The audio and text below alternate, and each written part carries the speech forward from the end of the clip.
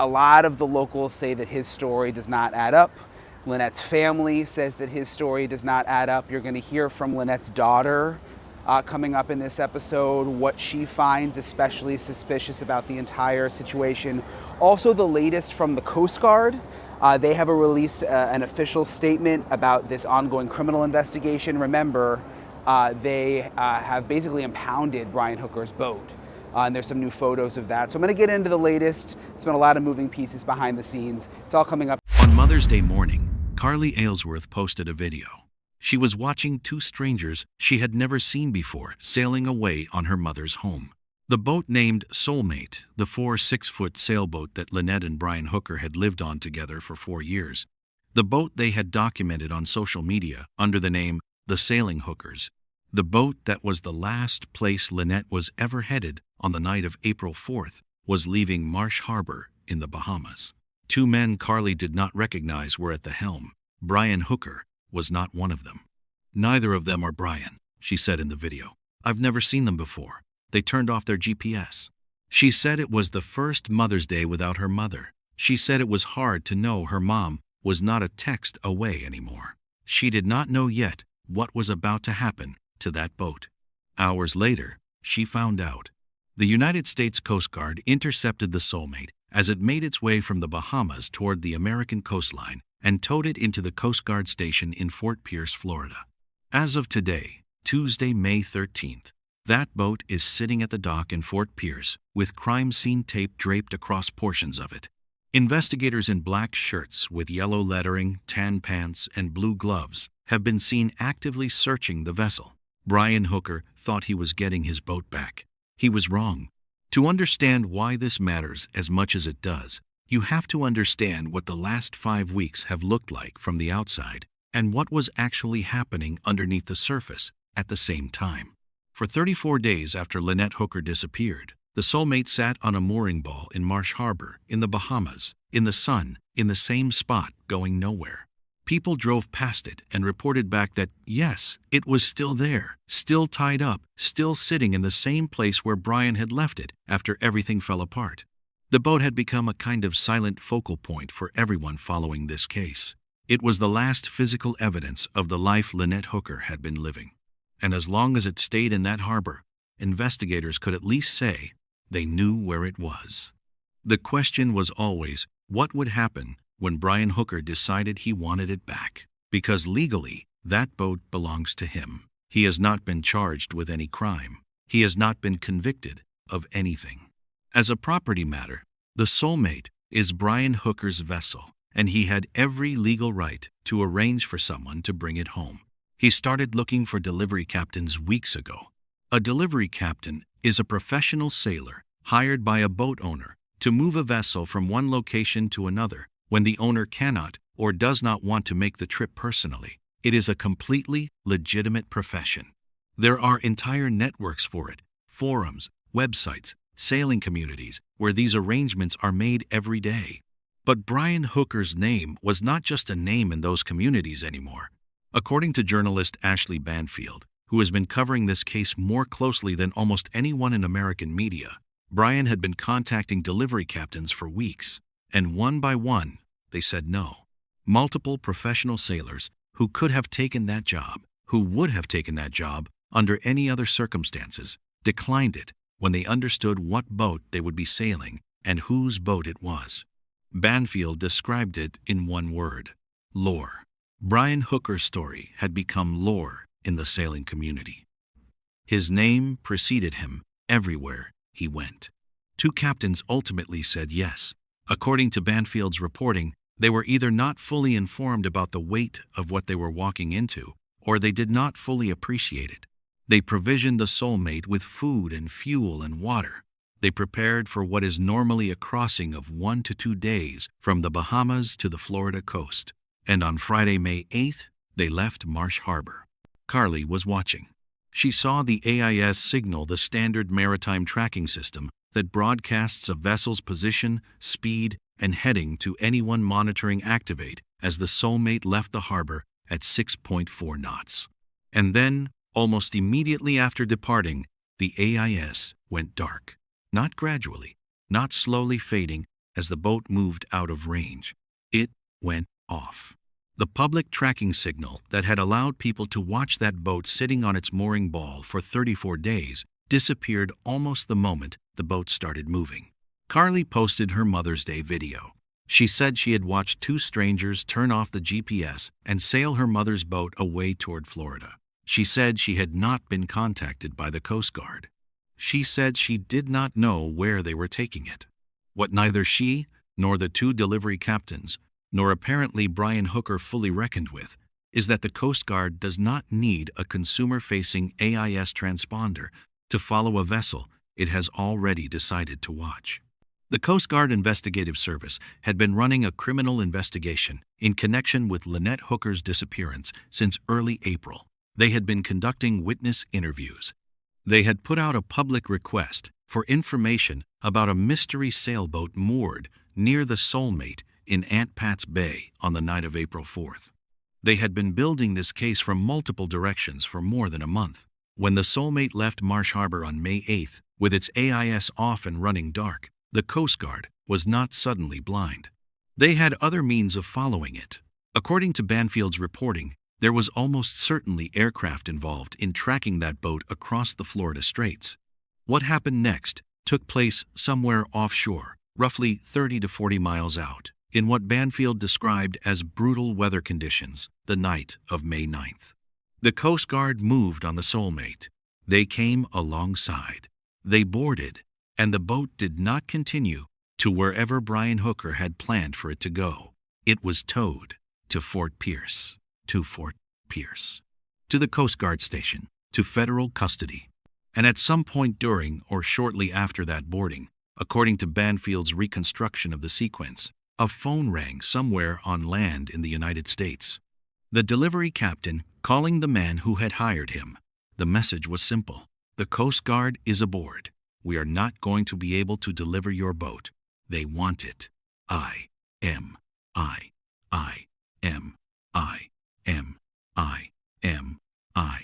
Brian Hooker had been trying for weeks to get his home back. He had found two captains willing to make the crossing after everyone else said no. The boat had gone dark on every tracking system the public could see, and none of it had mattered. As of this morning, the Soulmate is docked at the U.S. Coast Guard station in Fort Pierce, Florida, with crime scene tape draped across portions of the vessel. Investigators wearing black shirts with yellow lettering have been seen actively searching the boat. That is not routine processing. That is a forensic examination of a vessel that federal investigators have been trying to get their hands on for more than a month. What exactly are they looking for? The answer to that question is both specific and significant, and it goes far beyond simply walking around and looking at things. Start with the electronics. The Soulmate was not an ordinary recreational sailboat. It was a Morgan 461 sloop built for serious long-distance ocean voyaging and fitted over 4 years of continuous live-aboard use with a sophisticated array of systems. Among them is what is called a Signal K server, a networked data logging system that records not just GPS position, but wind speed, boat speed through the water, heading, depth, battery status, and every other instrument feeding into it. According to independent maritime forensic analysts who have examined what is known about this case publicly, the Signal K server logs cover the complete incident window at a resolution far finer than a standard chart plotter. Every question about what was happening at or near Soulmate between 7:30 inches the evening on April 4th and 4 inches the morning on April 5th has a potential answer on that server. The chart plotter records where the boat has been. The autopilot records how the boat moved or whether it moved at all during those hours. The satellite connectivity logs show when systems went online and offline and why. And there is a FLIR system on this boat, forward-looking infrared, a night vision camera capable of detecting movement on the surface of the water in total darkness. Whether that system was active and recording on the night Lynette disappeared is a question investigators can now begin to answer for themselves. It is worth noting that Bahamian authorities had already executed a search warrant on the Soulmate early in the investigation, and removed certain items, a digital video recorder, tablets, and cell phone equipment. What they took and what remained are two different inventories. What the Coast Guard now has is the hull, the structure, the spaces below deck, the things that were not removed by the Bahamian search, and the things that may have been added or altered between then and now. The Bahamian authorities took equipment. They did not take apart the boat. The Coast Guard can. Then there is the biological evidence. A 4-6-foot sailing sloop with 2 bedrooms, 2 bathrooms, a galley, a cockpit, and a salon below deck. Lynette Hooker lived on that boat for 4 years. Her DNA is everywhere, but investigators are not looking for the ordinary traces of a woman who called this vessel home. They are looking for anything that could tell them whether violence occurred on that boat. Blood that was cleaned but not fully removed. Biological material in places it should not be. Evidence of a struggle. End quote. Evidence of cleanup. These are things the human eye cannot see, even on a boat that has been sitting in the Bahamian sun for more than a month. Luminol and forensic light sources can find them. And then there are the physical details that no warrant search addresses unless you are actually taking the boat apart. The hull itself. The dinghy mounts or davits, where an 8-foot hard-bottom dinghy would have been stored and deployed. The cockpit, where a nighttime departure would have been prepared. The handrails, the lines, the surfaces that a careful forensic examination can interrogate for what was done on them and when. The places where a 5-year-old woman would have stepped from the deck of a 4-6-foot sailboat onto an 8-foot dinghy in the dark. The places where she would have boarded and the angle from which she could have gone into the water. Brian Hooker told authorities that Lynette basically bounced off the dinghy in 20 miles per hour winds. He told a friend that she fell overboard and took the engine key with her. He said he paddled with 1 oar for 7 hours in the dark. These are his words.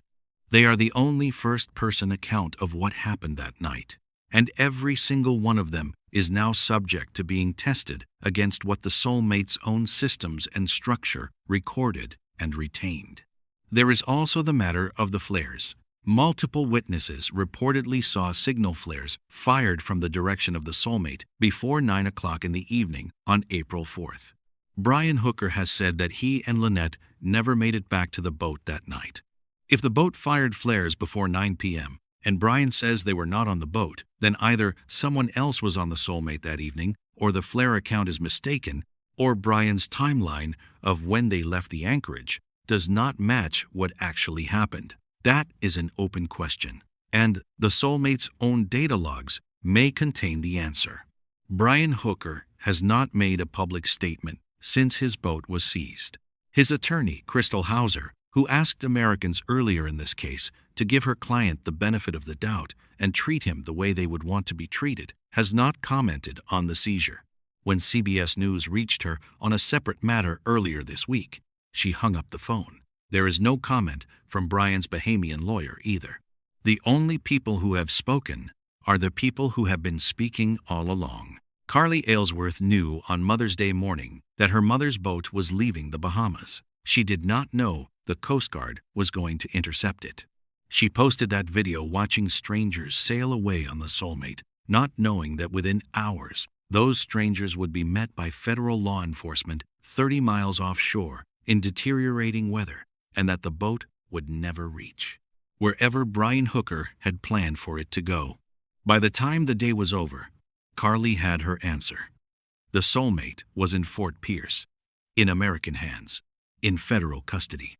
Not in Brian Hooker's driveway or at a marina where he could arrange access to it or anywhere else that would give him control over what was on that boat and what happened to it next. The chain of custody began the moment the Coast Guard tow line was attached. What is on that boat is now legally protected. No one, not Brian Hooker, not his attorney, not anyone acting on their behalf can access that vessel, search it, remove anything from it, or alter anything on it without going through the federal criminal investigative process. That is the significance of what happened this weekend. Not just that the Coast Guard has the boat, but that the boat is now beyond anyone's reach except the investigators whose job it is to find out what happened to Lynette Hooker. The mystery sailboat that was moored in Aunt Pat's Bay on the night of April 4th, the one the Coast Guard put out a public appeal to identify on May 5th, has still not been publicly identified. Someone was there that evening, anchored right next to the Soulmate, close enough to have seen or heard something. That person or those people are still out there. The Coast Guard asked for the public's help finding them and is still waiting. Lynette Hooker was 55 years old. She had sold nearly everything she owned to pursue a life on the water.